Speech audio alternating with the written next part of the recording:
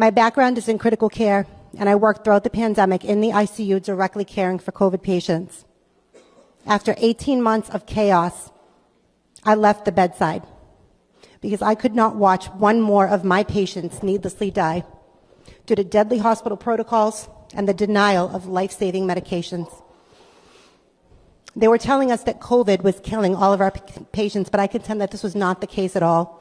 But instead, it was the complete and total medical mismanagement of COVID that was killing them. If patients were dying of the virus itself, then why were we not pulling bodies from homes and off of the streets en masse? The reality is that patients, they're not dying at home. They're not dying on our streets. They are dying in our hospitals, and it is time that we start asking ourselves why.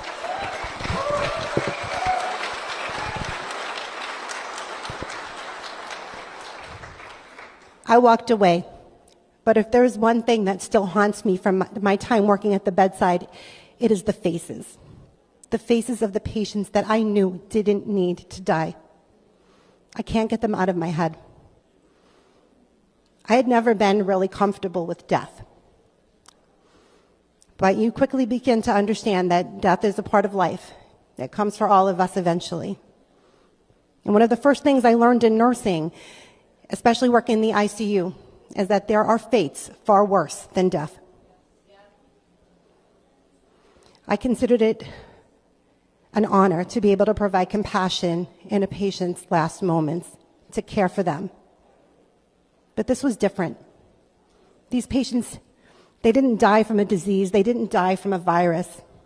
These patients died in a hospital holocaust, and this shamelessly corrupt system used its well-intentioned nurses to carry out their sinister plan. The ventilators, they're the new gas chambers. I walked away, but not before I witnessed numerous alarming signs that these novel vaccines were causing great harm to my patients.